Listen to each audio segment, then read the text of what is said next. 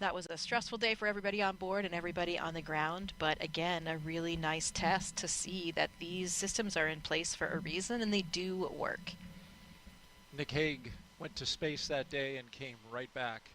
And fortunately, everything went well, and he was able to return to the ISS, and he's up there now. Yeah, he's up there right now waiting for this mission to join him. I know that he's very much looking forward to giving Anne and her crew a big high five, especially for those 8-ball classmates, but really for everybody on board.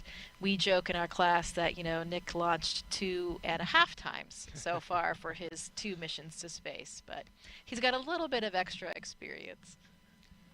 We have learned so much during your time here, Jessica, spending it with us, giving us your insight and talking about your experiences in space flight. We appreciate it deeply. Also, the audience appreciates it as they continue to ask questions on NASA's social media channels, #AskNASA, Twitch, Facebook, YouTube, and X. Dolores Kiefer asks now, can the ground crew talk to the astronauts during fueling? Yeah, they can. We just heard a call go, and those comm loops are open. Of course, we can talk to the crew if in case of any type of emergency or any type of information that they need. We have those comm loops open. Interestingly, speaking about that, the crew can actually hear the fueling process. So they can hear the valves, they can hear the flow of the fuel as well. So interesting for them to be following along with the process. Can hear it, see it, and feel it. Just a few seconds now before we start propellant load for the Falcon 9 rocket.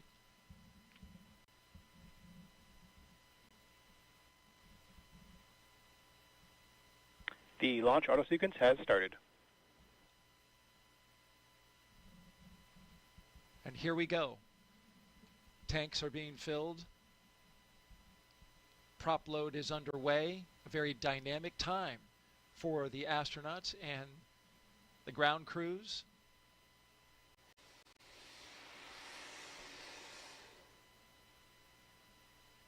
For this countdown today, we got a little further and have gone further than our attempt on Wednesday, which stopped at T-minus 43 minutes. We are now at T-minus 34 minutes, and everything is looking good.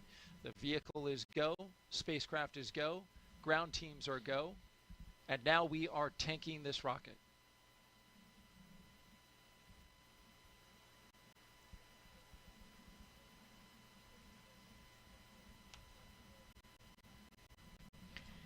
So this crew is hearing those sounds. As we mentioned, they can hear the fuel flowing through the valves and flowing through the pipelines. And this is a rocket-grade kerosene called RP1 and also liquid oxygen. That is the fuel for this powerful Falcon 9 rocket today. 1.8 million pounds of thrust once the rocket takes off. Thanks to our Kennedy Space Center flight operations team for these beautiful helicopter shots. Doing a great job. Let's go back now to Hawthorne, California, and join our commentators there.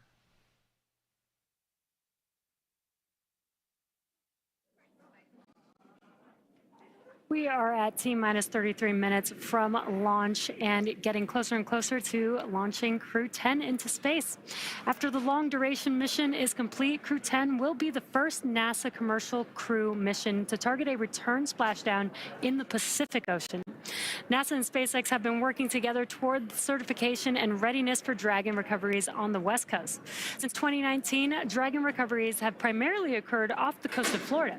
SpaceX is moving Dragon recovery operations to off the coast of California to allow Dragon to complete its deorbit before safely jettisoning the trunk over the Pacific Ocean, comparable to the first 21 Dragon missions.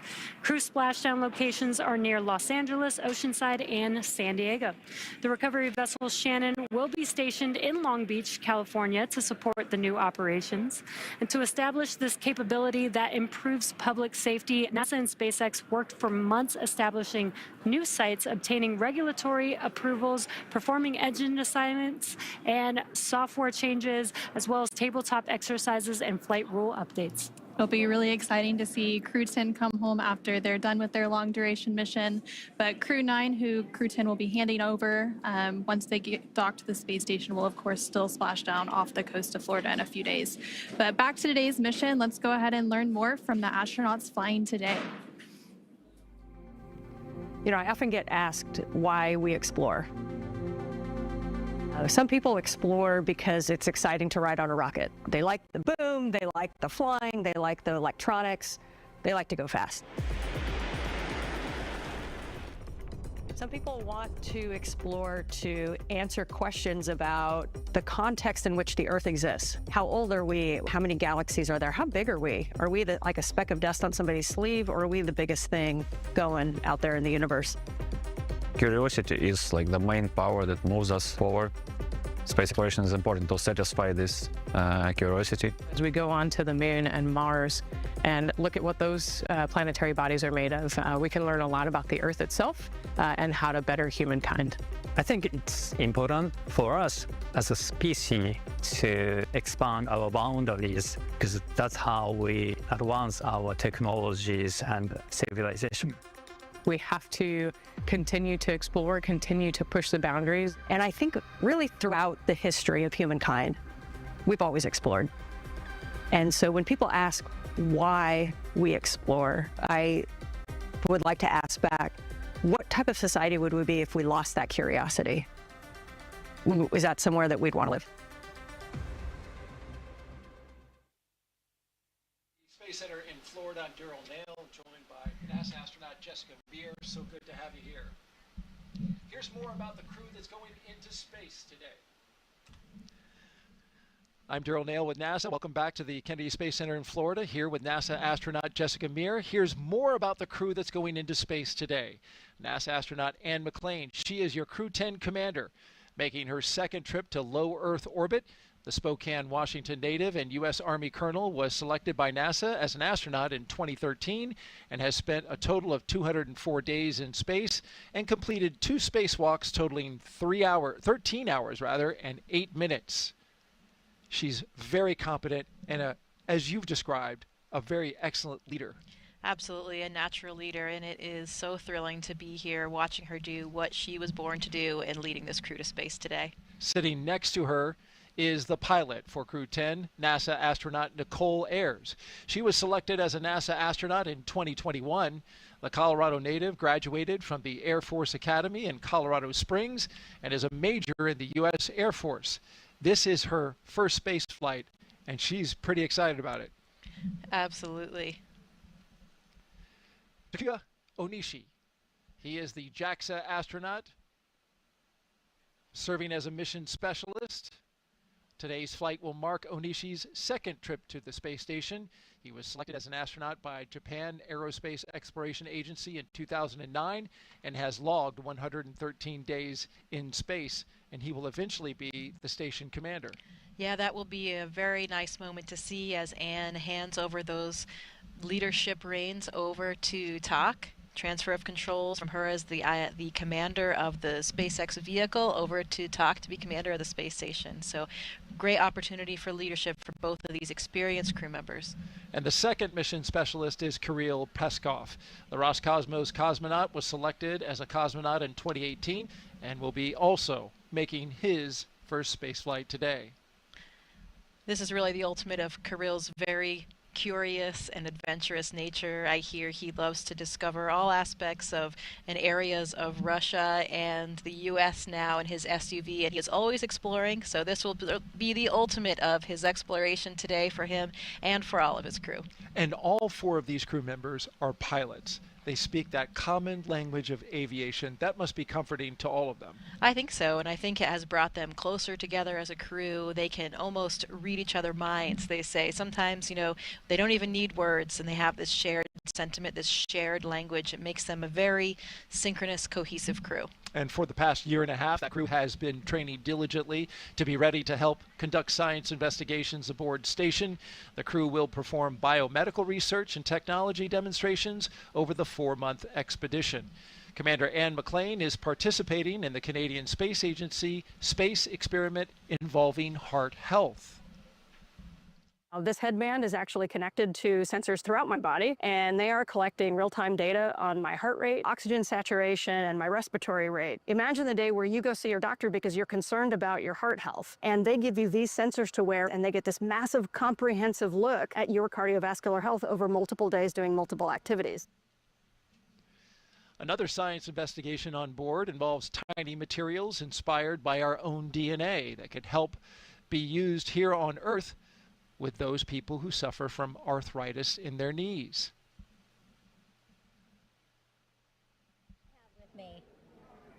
Let's go back to Megan Cruz, who is standing by with NASA Acting Administrator Janet Petro.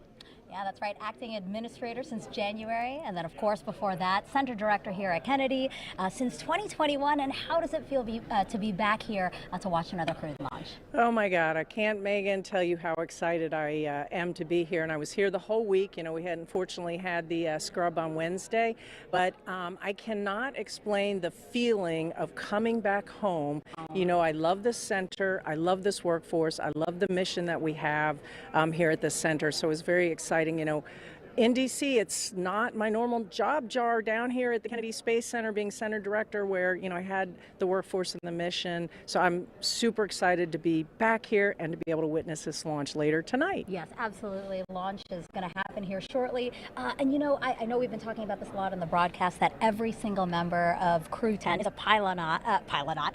Yes, actually. A pilot, as are you. Did you get to talk to the crew? I see that they've signed your hat. I absolutely did. So I got to see them a couple times. So when they landed at the landing facility here, I got to see them and greet them. And that's where they gave me this hat, That's which amazing. is so cool. I've never gotten a present from a crew before. So Crew 10, hats off to them for giving me, and they did sign it. And then on Tuesday, we got to go what's called Behind the Glass tour and talk to them.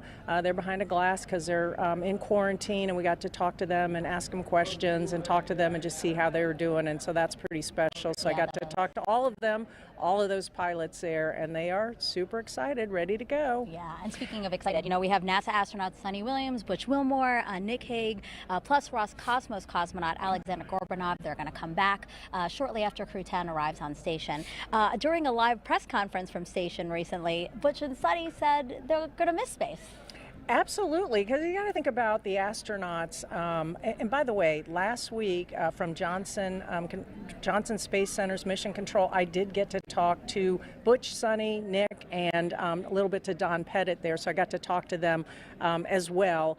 But you got to figure they, you know, to be selected and trained and the passion that they have to go to space, you know, for them, it's got to be, this is what they do for a living. This is what they're going to do. And in fact, I would bet they might have some mixed emotions for leaving, because, you know, every time you get to go to space, which is what all astronauts want to do, you never know. It might be your last time because you might not be selected for another mission or whatever. So I bet they have mixed emotions leaving their colleagues up there at the space station. I'm sure they're anxious to get home and put their feet on Earth and spend time with their family, but I think that they have enjoyed their time in space. You know, when I said Behind the Glass to Butch and Sunny a while ago, I asked them, and they had told me that they hope they get to stay a little bit longer than 8 days in space. That was at their Behind the Glass. And I don't know if they meant to stay as long as they got to, but I know that they are a valued member of this expedition crew, and they've done amazing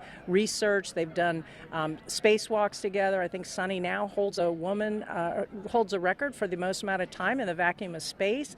So they have to be very, very proud of what they've accomplished. They were very much integrated as a crew and did a lot of work on the station, research and science experiments. And so, yeah, I think they're going to miss space. I think so. Well, Janet, no mixed emotions here. It was great seeing you. I'm going to put this in a jar of memories of today because this was wonderful, and we're about to see launch. All right. Great Thank you, here, Megan. Janet. All right. Bye-bye.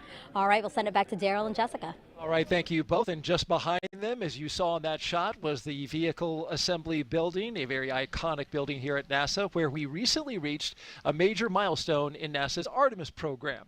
That's, of course, preparing for the first crewed mission around the moon in over 50 years.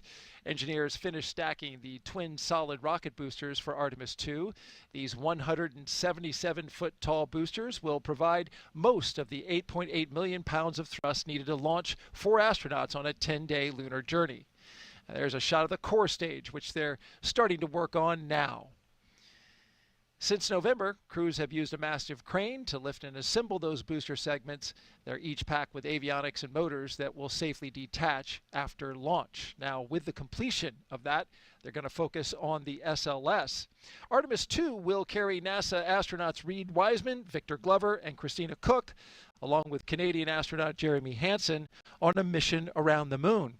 So here's Jeremy now with a little more about that.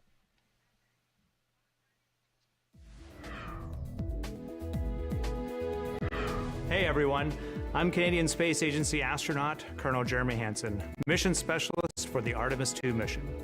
I'm here at the Johnson Space Center here in Houston, Texas, where we normally do most of our training. But every once in a while, we like to change it up a bit. Reed, Victor, Christine, and I recently spent several days in Iceland trading in our spacesuits for hiking gear to study its geology and surroundings. Why Iceland? Well, as you can see, it has a similar landscape and terrain to the moon, with various volcanic rocks like basalts and breccias, and has limited to no vegetation. The Nordic island has been a lunar training site for NASA astronauts since the days of the Apollo missions. My crewmates and I teamed up with scientists and geology experts to explore the huge boulders, formations, and volcanic craters across the lava fields. During our journey, we stopped at various spots to discuss what we observed. Some of the really fine material is compacting into what's like the glue holding this together. And even tested different types of tools to collect rock samples.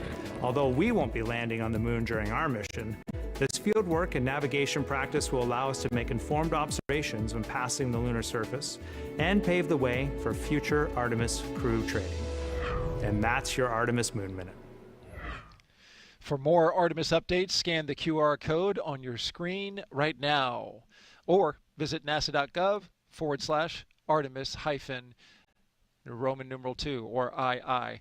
You don't have to worry about getting updates there, though, because, Jessica, you are friends and former classmates with both Victor Glover and Christina Cook. Yeah, that's right. They are my astronaut classmates, like brothers and sisters, and it has been so exciting to see this Artemis journey. I was here for the Artemis 1 launch, and that just made it all so real. We saw the hardware, we saw the vehicle, we saw the launch, and we knew that the next time that vehicle launched, it would be with my friends and colleagues on board. So it was an incredibly exciting moment for all of us as astronauts. That launch coming in February of 2025, currently scheduled on the calendar. Let's go back now to SpaceX in Hawthorne, California.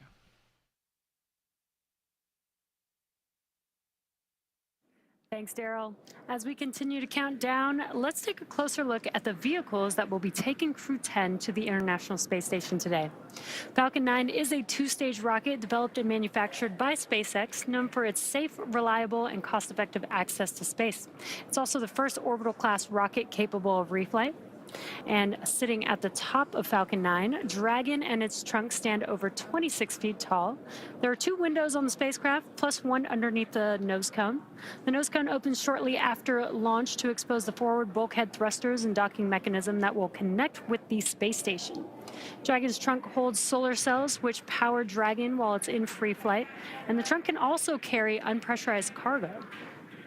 Now, Dragon has played a significant role in advancing our future in space by safely transporting crew to and from the space station. There are currently 4 Dragon spacecraft supporting human spaceflight missions that have docked to the station. There you can see them on your screen. That is Endeavour, Resilience, Endurance, and Freedom. Now, designed to be the safest spacecraft ever flown, Dragon is capable of carrying up to 7 passengers to and from Earth orbit and beyond. And Dragon has 16 Draco thrusters that can be used in space to help navigate the spacecraft to its destination, each providing 90 pounds of force. That doesn't include the 8 Super Draco thrusters used for an abort, which are no longer active once the crew is in orbit.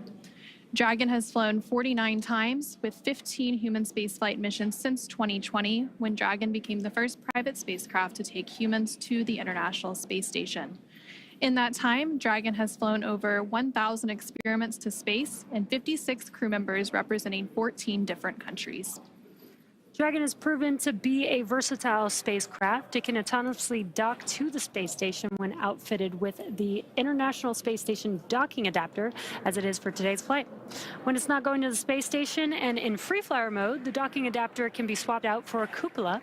Another option that we have is the Skywalker hardware, which supports extravehicular activities as the crew used during the Polaris Dawn mission. Now continuing down the vehicle, we do have the second stage. The second stage is powered by a single Merlin vacuum engine, or MVAC engine, which is optimized to perform in the vacuum of space. After stage separation, the MVAC will ignite and carry Dragon to its target orbit. Now, the Falcon 9's first and second stages are connected by the black inner stage, which houses the MVAC engine and the system that decouples the two stages during stage separation. And below that is the first stage. Stage 2 LOX load has started. Good call out. Stage 2 LOX loading has begun. Below that is the first stage, which is powered by 9 Merlin engines. These 9 Merlin engines provide the initial thrust to lift. Dragon, SpaceX reporting that we continue to track no issues with Dragon or Falcon proceeding to launch. SpaceX Dragon, copy. Great news, just calling out that we're tracking no issues. These 9 Merlin engines provide the initial thrust to lift Falcon 9 off the ground through the lower, thicker parts of the Earth's atmosphere. Now, each of these Merlin 1D engines delivers about 190,000 pounds of thrust at sea level, which gives Falcon 9 a combined 1.7 million pounds of thrust. And after stage separation, stage 1 will return to Earth for recovery and reuse on a future mission using a combination of the Merlin sea level engines and the 4 titanium grid fins located near the top of the booster, which will guide it during its re-entry and landing. The Falcon 9 first stage is also equipped with 4 landing legs that deploy and allow for vertical landing on a drone ship or landing pad. Now today, we will be attempting to return the booster to land at landing zone 1. The second stage will power Dragon into its initial low Earth orbit before separating, leaving Dragon to continue its journey to the space station using its own thrusters. About 40 seconds after separation, Dragon's nose cone deploy sequence will begin, exposing the guidance navigation controls that help Dragon autonomously fly to the space station. With T0 coming up in just under 15 minutes, our teams are doing a series of system checks to ensure Dragon and Falcon 9 are ready to go. And we are still looking good for an on-time launch today. Both Dragon and Falcon 9 continue to be healthy. As we continue to listen and watch the countdown, our teams are preparing the vehicle for flight. Propellant loading of both RP1 and liquid oxygen began at T-minus 35 minutes. And we also heard the call a few minutes ago that the launch escape system is armed. The launch escape system is designed to propel Dragon away from Falcon 9 in the event of an emergency during launch. Now, the range, which is monitoring the keep-out zones among other key flight requirements, also continues to report no issues, and they are go to support today's launch. And weather also continues to look good. You can see it there on your screen, clear skies. And we are still tracking a roughly less than 5% chance of violation at our target liftoff time of 7:03 p.m. Eastern, 4:03 p.m. Pacific.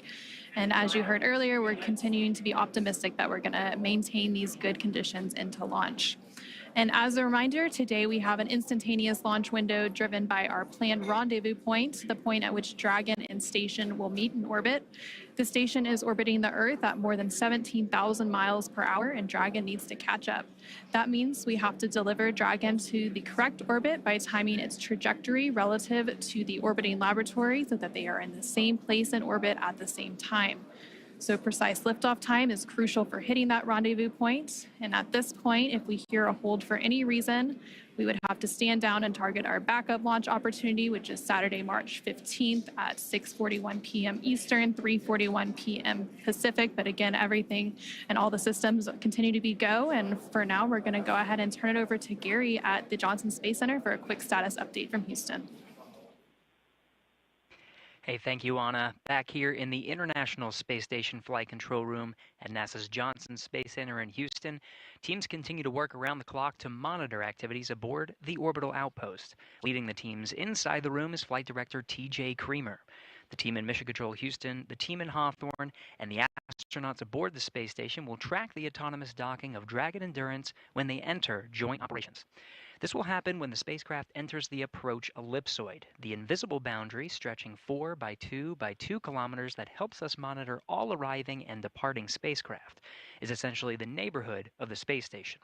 Once docked, crew members in both Dragon and aboard the station will perform a series of leak checks, then work to open the spacecraft's hatch for Crew 10 to float into the station and begin their stay.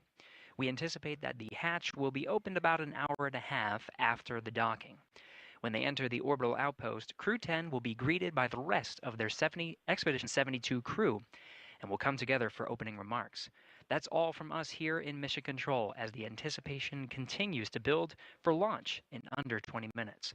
How's it looking on the Space Coast, Daryl? We're looking great, Gary. Looking fantastic. We've got fantastic weather, 95% go. You see the beautiful shot outside of the pad there, the rocket and the spacecraft. When it launches today, the crew aboard the ISS, the destination for today's launch, will be about 260 miles over top of the west coast of Australia, so too far to see the launch. It's nice to see a rocket go off when you're on the ISS, but unfortunately it won't be the case this time. Oh yeah, it is a wonderful thing to see when your crewmates are heading towards you. I remember a photograph that Christina Cook took of my Soyuz approaching the station, and one of these incredible opportunities that you could see the outline of the trajectory of the Soyuz as it approached, and it's such a beautiful image. It's a shame they won't be able to see it, but they will be so excited to have their crewmates come on board. And we're about to hear from the crew here before launch. We'll hear from them after launch. It'll be special. They have some important things to say. Oh, absolutely. I am very excited to hear these final thoughts coming from the entire crew right before launch. Okay. All right. With that, we'll send it back to SpaceX in Hawthorne, California.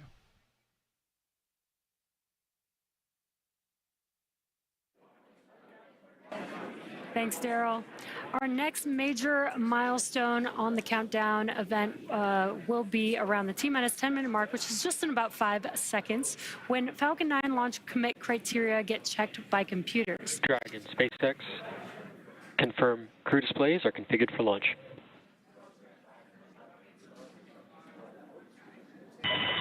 SpaceX Dragon, displays are configured for launch. And with that, this is the pilot, Nicole Ayers. And on behalf of Crew 10, we'd like to say that today we celebrate the countless individuals all over the world that have made this journey possible. To the engineers, instructors, flight controllers, scientists, and leaders who worked tirelessly to get us here, thank you for your dedication to the safety and success of this mission. And a special thank you to our friends and families for your unwavering love and support. This mission is a testament of what humans can achieve when we work together. Go Crew 10!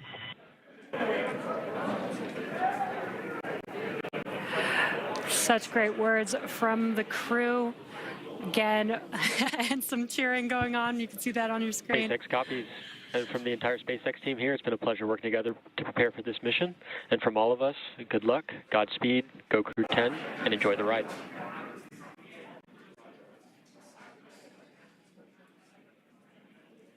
Great comms. That was from our core here in Hawthorne in Mission Control.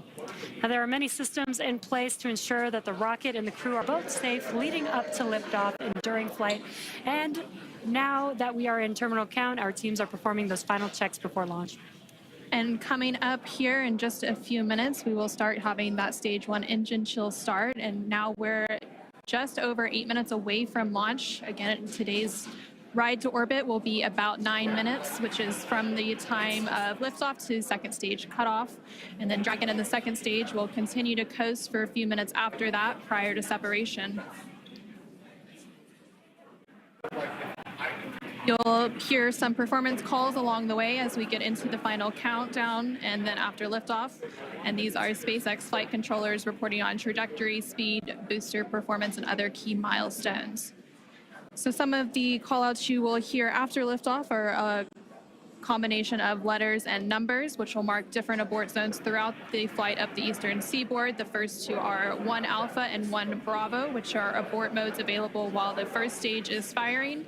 And then the next round of numbers and letters you'll hear are 2 Alpha through 2 Echo, though you'll only hear the 2 Alpha call on the public loops, and those will come into play once the second stage kicks in. And then diverting a little bit from the other naming system, you will hear the call out Shannon, which refers to Shannon, Ireland. And this call means the crew could target off the coast of Ireland if they needed to abort late in the second stage burn. And you'll continue to hear those different call outs along with key performance call outs from the guidance, navigation, and control officer along with the propulsion lead. We're now just under 7 minutes away from launch. Engines are chilling in for flight. And we just heard that confirmation that the stage 1 engine chill has started. Yeah, exactly. That call out is because we are flowing a little bit of liquid oxygen into the engines. That's to help prepare the vehicle or the engines for the full flow of liquid oxygen into the engines. That makes sure that we don't shock the system at that full flow. Now we are still loading. At liftoff, Falcon 9 is consuming about 700 gallons of fuel per second. So engine chill helps us prevent that thermal shock into the engine. So again, we have passed that T-minus 7 minute mark. Next call out will be stage 1, RP1 loading complete, which we just heard that. And the RP1 is densified kerosene or rocket fuel that will propel the crew into orbit. All of that RP1 is now fully loaded into the rocket, and since we previously heard that second stage loading was completed. We are still loading the liquid oxygen or LOX onto the first and second stages, and this is the oxidizer needed to combine with the densified kerosene that just finished loading. The RP1 liquid propellant needs an oxidizer to combine with in order to ignite. Coming up in just under 30 seconds at that T-minus 5 minute mark, we will hear the call for Dragon to configure for terminal count and then transition over to internal power.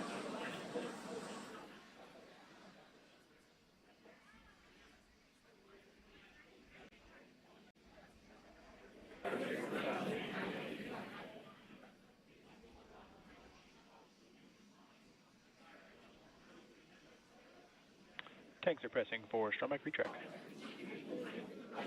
Dragon is in configure for terminal count. And there we just heard that call out for terminal count. So now Dragon onboard computers will take control of the spacecraft. And we also heard that the propellant tanks on Falcon 9 are getting ready to pressurize, adding some additional structural support to the rocket as we get ready for that strong back to retract. And that strong back provides access to Falcon 9's fueling lines. Has started. That strong back lower has now started, and again, that strong back provides access to Falcon 9's fueling lines and umbilicals for both propellant load and the different gases being loaded on board. And what you should see on your screen is there's those clamp arms that are around the second stage just below Dragon. They're going to open up, and once they're fully open, then that strong back or the TE can begin to recline away from the vehicle. Now, initially, we are going to recline that TE just about 2 degrees away from the vehicle, and then we will fully move the TE about 45 degrees away up at T0. And they're maybe a little hard to see on your screen, but the clamp arms are opening up there. There's a better view. Looks like the clamp arms are now fully open, so that TE will begin to move away from the vehicle. Very slow and slight, but just enough to get two degrees away from the vehicle. And then coming up in less than 30 seconds at the T-minus 3 minute mark, the first stage liquid oxygen or LOX load will complete. And we'll continue to check through a couple more fueling milestones, including one around the T-minus 2 minute mark before flight, where we'll hear liquid oxygen loading is complete on the second stage. And now you see all of those white clouds on your screen. Those are clouds of vapor, and they're completely normal, and we'll see them continue to build up as we get closer to launch. This is because liquid oxygen is super chilled, so a little of it will boil off in the warmer Florida air.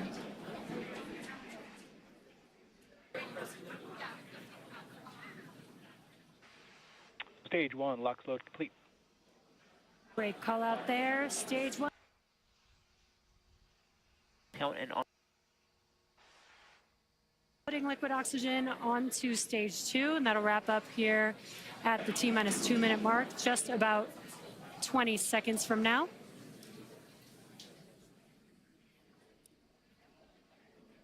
And once we finish propellant loading, that will mean that 1 million pounds of RP1 and liquid oxygen will be loaded onto Falcon 9 here, just under 10 seconds.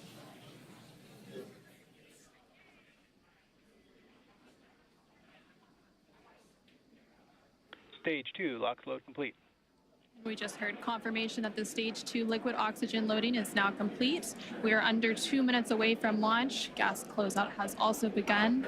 So we're now isolating all of the feed lines for the different gas systems from the Falcon 9 rocket. And those gases will then get vented overboard through umbilicals and the strong back. And you just heard that call out that Dragon is an Ground gas automatic closeouts, expect loud venting. Well, you can hear that venting now. Obviously, rockets are very loud, and the sound can impart pressure loads back on the rocket itself. The ton of water absorbs and prevents the sound from hitting the structure and reverberating back onto the rocket. And that call out for auto idle puts the rocket in a state the flight computers understand before it takes over, making sure the transition to final countdown is smooth and all the flight computers on board are in sync and configured for launch. Falcon 9 is in startup. And now we just heard that Falcon 9 is in startup. Ground countdown. And in the final countdown, less than a minute to go, and at the time of launch, the space station will be flying 260 statute miles over the west coast of Australia. Dragon, SpaceX.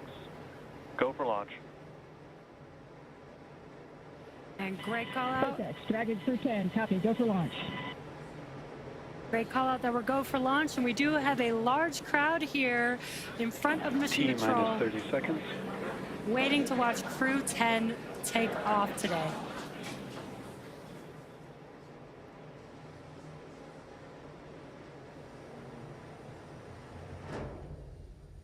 T-minus 15. T-minus 10. 8, 7, 6, 5, 4, 3, 2, 1. Ignition and liftoff. Go SpaceX, go NASA Crew 10. Copy, 1 Alpha. And liftoff of Crew 10 now Vehicle pitching down range. Space Station. 1.7 million pounds of thrust now propelling Falcon 9 and Crew 10. And we're continuing to get good call-outs on the first stage performance so far.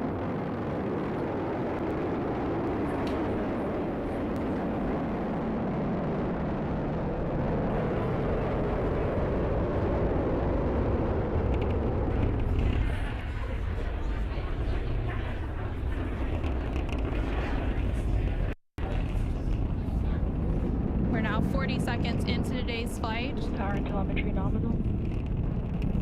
Continuing to get good performance call-outs. Throttle down. Yeah, we are throttling down the engines in preparation for Max Q.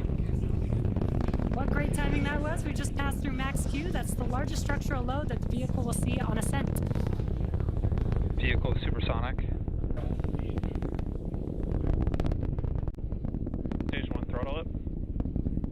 We're now just over 1 minute and 10 seconds into today's flight, traveling at more than 1,400 miles per hour. Stage 1 Bravo. And call out for 1 Bravo, which means we're in the second and final abort mode for the first stage, continuing to get good performance. And the crew already pulling over 2 Gs. Next up, we'll have a couple of events happening in rapid succession. Impact chill started. First will be that engine chill on the second stage impact engine, which we just heard. And then we'll have MECO, or main engine cutoff. The 9 engines on the first stage will cut off ahead of the first and second stages. Will be separating from one another. Then the single Merlin vacuum engine on the second stage will ignite and continue to carry Crew 10 into orbit while the first stage begins its journey back to Earth. Now we're just 2 minutes into today's flight. The vehicle is traveling just under 4,000 miles per hour. We're just about 20 seconds away from those events that Anna just mentioned. The 9 Merlin engines will shut down here in just about 10 seconds for MECO. stage separation, and SES-1.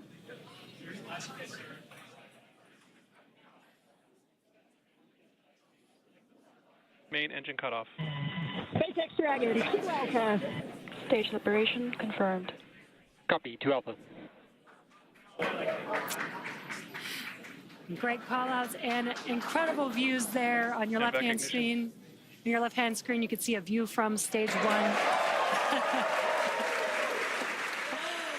an extremely excited crowd here in Hawthorne. Awesome views of that boost back burn on the first stage, as well as the MVAC engine igniting on the second stage. Great views there. Now the booster is in its boost back burn. This is the first of 3 burns as it makes its way back down to Earth. This will last about 45 seconds. And the crew, 10 crew, is still on board Dragon attached to Falcon 9 second stage, which you can see there on your right-hand screen. And we're now at 3 minutes and 20 seconds into today's flight. The vehicle is traveling about 6,500 miles per hour. They are on their way to the space station. And we did have that confirmation coming up of the boost back shutdown. And then coming up at the T+6 minute mark. And there we have our first images of the crew inside the Dragon spacecraft as they make their way into orbit. And the crew Dragon, SpaceX, nominal trajectory. Continuing to get good call-outs. SpaceX Dragon, copy nominal. The stage 2 continues to be on power with in its firing until we get to that second stage engine cutoff around the 9-minute mark of flight. About 5 minutes of flight to go before Dragon will be flying free.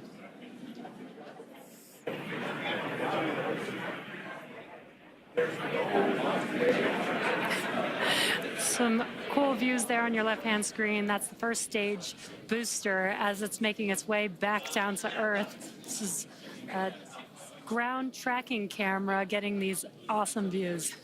And on the right-hand side of your screen, you can see that lone Merlin vacuum engine of the second stage. We're continuing to get good performance on the second stage. And the crew's G-loads will dip right when we hit the separation event, and it's going to continue to build up until then. Dragon, SpaceX, nominal trajectory. SpaceX Dragon, copy nominal. We're now at 5 minutes into today's flight with a liftoff at 7:03 p.m. Pacific, 7:03 p.m. Eastern, 4:03 p.m. Pacific. Continuing to get good call-outs as Stage 1 makes its way back to Earth, and Stage 2 continues to fire, propelling Dragon into orbit. If you're just now joining us, the 4 members of Crew 10 launched from Launch Complex 39A at Kennedy Space Center in Florida. And they're currently on board Dragon, still attached to Falcon 9 second stage, which you're seeing there on your right-hand screen. On your left-hand screen, the first stage vehicle is making its way back down to Earth. It already completed the first of 3 burns as the boost back burn. And the next event coming up for that vehicle is going to be the entry burn. Dragon, SpaceX, nominal trajectory. Great call-outs there. That entry burn is coming up. SpaceX Dragon, copy nominal.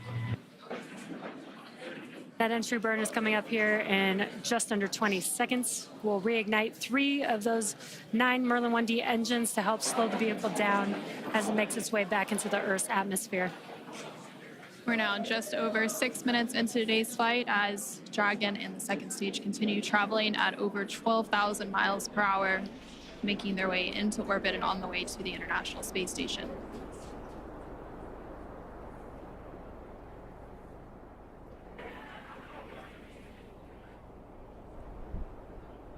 There we just saw on the screen, it was very quick, but we had the entry burn, which we got some cool views of that from the ground, which is awesome.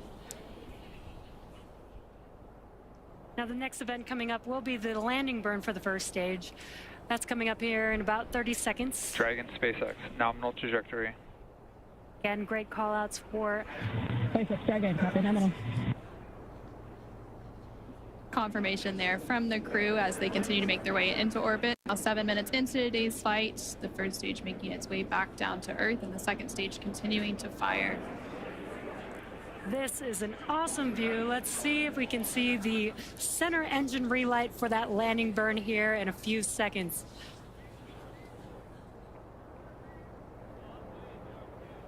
There's that landing burn. Let's watch as Falcon 9 touches down on landing zone 1.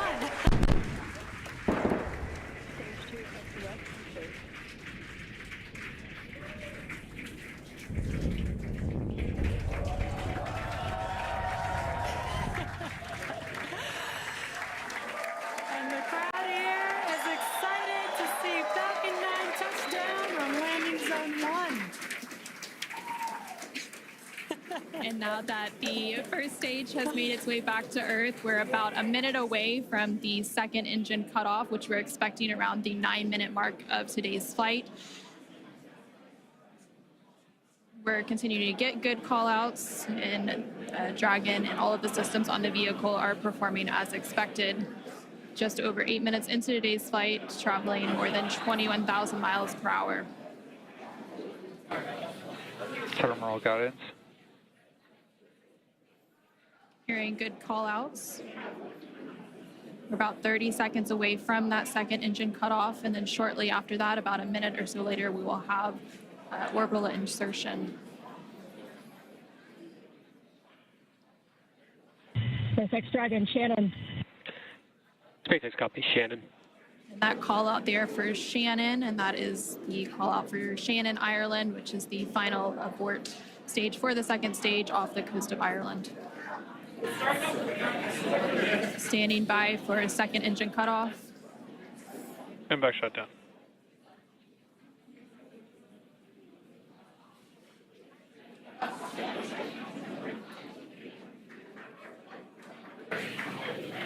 Dragon SpaceX, nominal orbit insertion. And there we heard confirmation Launch escape system disarmed. Good confirmation of orbital insertion. Crew 10 is now well on their way to the International Space Station following a 9.5-minute flight uphill. Now, the second stage is preparing for Dragon separation here, which should happen shortly. In about 10-15 seconds is what we're expecting. Now we're preparing for stabilizing the second stage so that we can have a smooth separation. And there you can see on the left-hand side of your screen, the crowd is going wild. There on your screen you can see that Dragon separation, that second stage making its way, and Dragon is now flying free. 10 minutes into today's flight, that was about a minute after we had that second engine off and orbital insertion. And it looks like a good separation, good rates. Dragon now flying free. There on the right-hand side of your screen, you can see some first images of Crew 10 inside the Dragon Endurance spacecraft as they're now successfully in orbit. Dragon, SpaceX, Chief Engineer on Countdown 1. On behalf of the entire Falcon team, we thank you for flying with Falcon and wish you a great mission. Over to LD. It was an honor flying with you this evening. We wish you well on your journey and give Crew 9 our best. Thank you for flying SpaceX.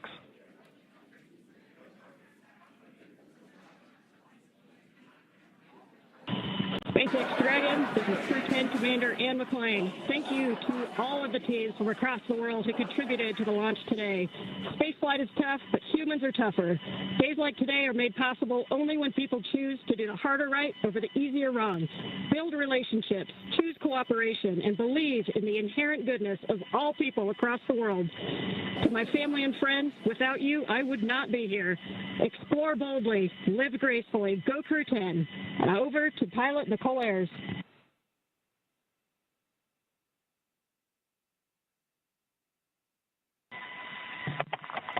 Pilot Nicole Ayers again. We're not the first humans to get to orbit, and we wouldn't be here without the bravery and hard work of those who have paved the way for human spaceflight.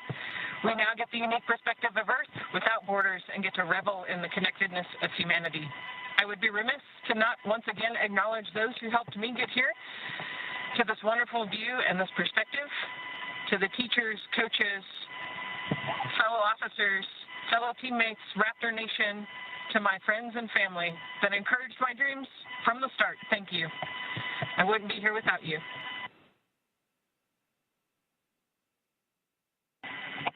This is Mission Specialist Takuya Onishi. I want to say a huge thank you to NASA and SpaceX, especially the Falcon 9 team for the successful launch, and we are looking forward to a smooth ride to the International Space Station. 日本の皆さん、たくさんの応援ありがとうございます。9年ぶりの無重力の感覚をかみしめてます。これから先の ISS への宇宙の旅、楽しんでいきたいと思います。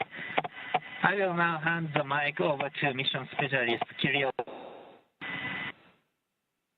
Thanks a lot to NASA and SpaceX for this wonderful ride, and I want to say a couple of words in Russian. Пользуясь такой чудесной возможностью, хочу поздравить с 65-летием со дня начала подготовки первого отряда.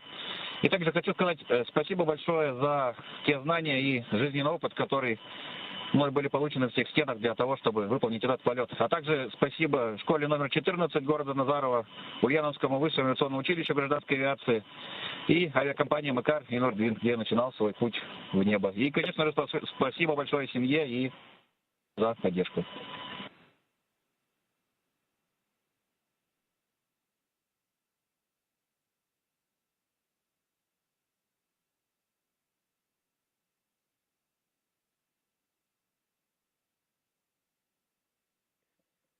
Thank you, Crew 10.